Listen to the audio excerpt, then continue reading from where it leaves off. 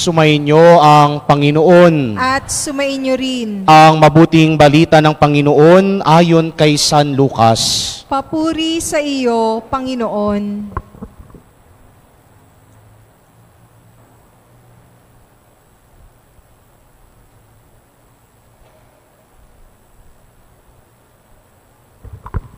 Noong panahong iyon, tinanong ni Jesus ang kanyang mga alagad ng patalinghaga, maaari bang maging tagaakay ng bulag ang isa ring bulag?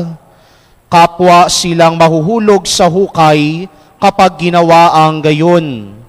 Walang alagad na higit sa kanyang guro, ngunit kapag lubusang naturuan, siya'y magiging katulad ng kanyang guro. Ang tinitingnan mo'y ang puwing ng iyong kapatid, ngunit hindi mo pinapansin ang tahilan sa iyong mata. Paano mo masasabi sa iyong kapatid, "Kapatid, bayaan mong alisin ko ang iyong puwing," gayong hindi mo nakikita ang tahilang nasa iyong mata? Mapagpaimbabaw. Alisin mo muna ang tahilan sa iyong mata at makakakita kang mabuti. Sa gayoy, maaalis mo ang puwing ng iyong kapatid. Ang mabuting balita ng Panginoon. Pinupuri ka namin, Panginoong Hesukristo.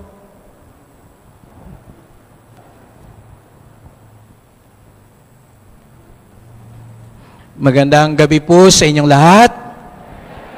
Pakibati nga ho ang katabi nyo rin ng magandang gabi. At sabihin mo nga sa katabi mo, pagpapalain ka ng Diyos.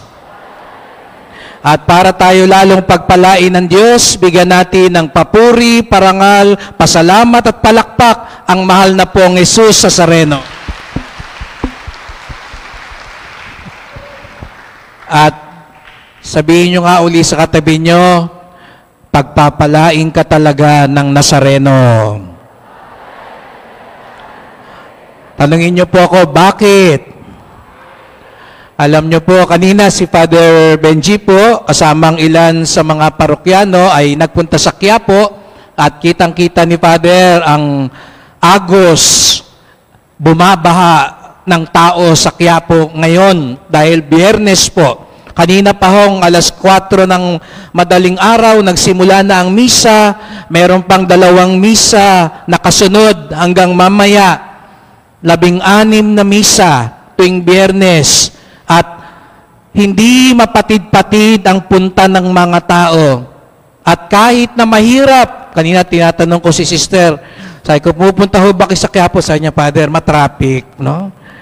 Matraffic, mainit, masikip, mahirap pumunta, at mula nang dumating si Tanggol, delikado na sa Quiapo, no? Marami nang lalong natakot sa Quiapo dahil parang lahat yata ng krimen ay nasa Quiapo na dahil kay Tanggol, kaya maraming tao natatakot. Pero gayon pa man, nagpupunta pa rin sila.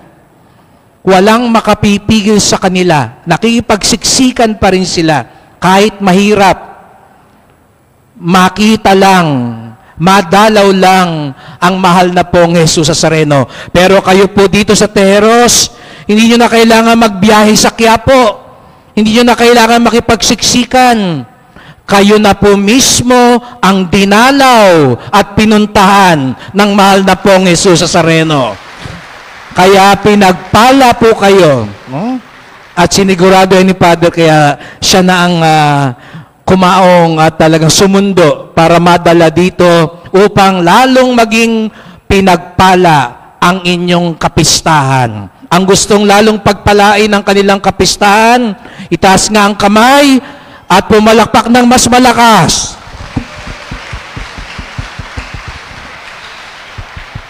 Ayan.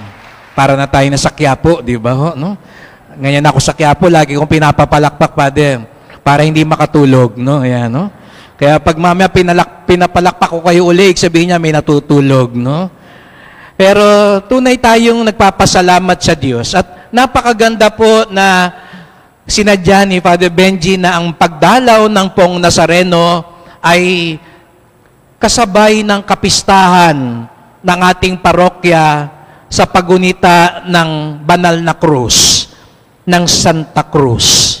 Dahil hindi ho mapaghihiwalay ang poong Nazareno at ang krus. Pag wala ng krus, hindi na ho yan Nazareno. Ibang imahe na po yan.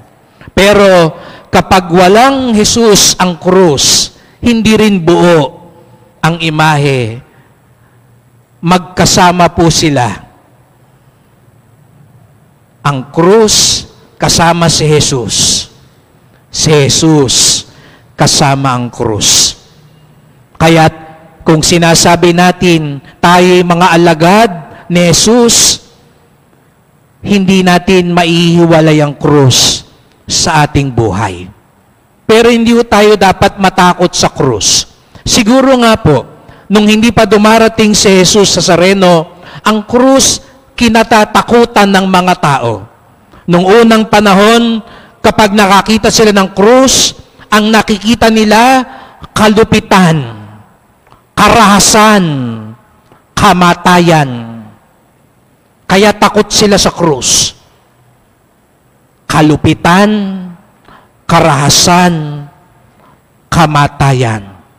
Ngunit, nang dumating si Jesus Nazareno, kaya nga tayong lahat, mga Katoliko, laging may krus sa ating simbahan dahil binago niya ang krus. Ngayon, ang krus naging tanda ng una, tagpuan. Sino bang mahilig sa geometry dito? No? Ako hindi mahilig kasi bumagsak ako sa geometry. No? Nagkapula ako sa card dahil sa geometry. No? Pero di ba pag sinabi natin, ano ba ang krus? Sa geometry, ito ay nagpapanagpo ang dalawang linya. Ang pahalang at pasukat. Tagpuan. Hindi ho ba sa krus din, diyan nagpanagpo ang kasalanan ng tao at ang awa ng Diyos. Tuwing makikita natin si Jesus nakabayubay sa krus, dito natin nakita nagtagpo ang tao at ang Diyos. Ang tao na nahatulan, ngunit kinaawaan ng Diyos dahil kay Jesus. Tagpuan. Kaya nga, tuwing makakakita tayo ng krus, ating tandaan, ito ay lugar ng tagpuan. Tagpuan ng tao at ng Diyos.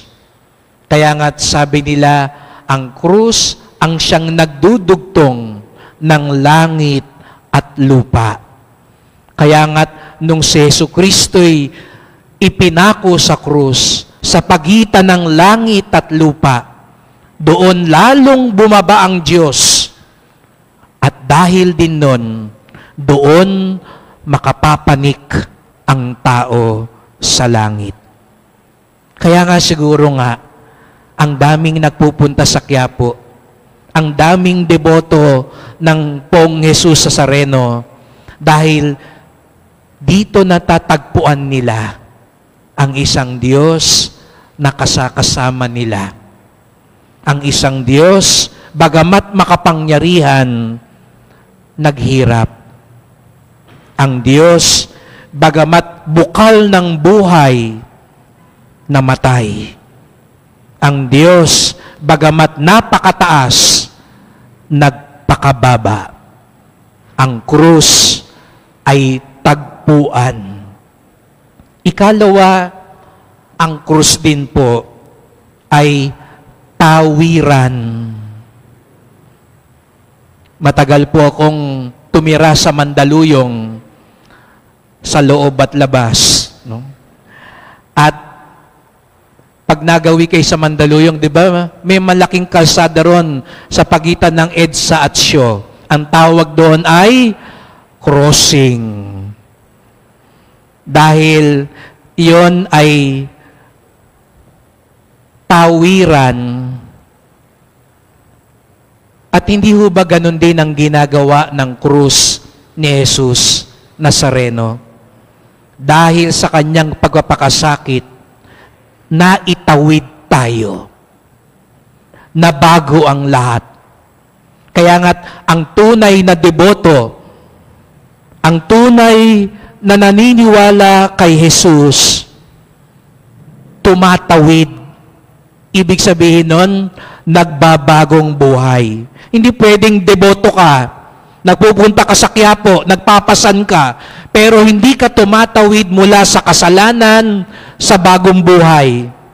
Hindi ka pwedeng deboto tapos hindi ka tumatawid sa pagiging maramot, sa pagiging mapagbigay. Kailangan tumawid tayo kung tunay na makapangyarihan sa buhay natin ang krus ni Jesus. Ano yung kailangang itawid sa atin ngayon? Baka galit ka ngayon. Sinasabi sa iyo ng Pong Nazareno, tumawid ka na mula sa galit sa pagpapatawad.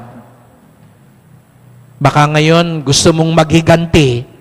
Tumawid ka na mula sa paghiganti patungo sa kapayapaan. Siguro ngayon, meron kang atrasong hindi makalimut-limutan. Baka naman high school pa kayo. Hanggang ngayon, may tampo ka pa rin doon sa klase mo. 80 years old ka na ngayon. Ang tagal na nun. Tawid na. Move on na. Magbago na. Sapagkat ang lahat ay binago na ni Jesus nang siya'y nagpapako sa krus. Pagpuan, tawiran, sapagkat yan ay biyayang ipinagkaloob sa atin ng Panginoon. Kaya nga't sa misang ito, mamaya, andyan ba ang mga magigiting na mga ihos natin? Ayan, no? Palakpakan naman natin ang mga ihos, no? Ayan, no? Mamaya, paanyayaan ko kayo, hindi nila kayo masyadong sasawayin. Paglapit sa Nazareno, hawakan nyo ang kanyang talampakan at hawakan nyo ang krus. At idasal nyo sa kanya, tulungan kayong laging matagpuan ang awa ng Diyos. Siguro meron ngayong taong gusto nang sumuko sa buhay. Gusto mo nang sukuan yung asawa mo. Gusto mo nang sukuan yung anak mo. Gusto mo nang sumuko sa buhay. Tapusin na lang ang lahat. Mahal na pong Jesus Nazareno, matagpuan ko ang iyong awa at lakas. Kung may panyo kayo, punasan nyo yung krus. Tulungan nyo po akong makatawid. Mabigat po ang krus ko ngayon, pero alam ko, kasama nyo po kami, nagbubuhat, kaya kakayanin ko ito. Makatatawid ako. Kung ano man ang pinagdaraanan ko ngayon sa buhay, hindi dahil malakas ako, kundi malakas po kayo. At ang krus na kinatatakutan katulad mo ay matamis kong papasanin sapagkat alam ko ang krus na yan ay magiging krus din ng aking kaligtasan. Opo mga kapatid, dinalaw tayo ngayon ng Pong Jesus Nazareno dahil gusto niyang makatagpo tayo. Gusto niyang samahan tayong makatawid para sa kanyang biyaya at pagpapala. Amen.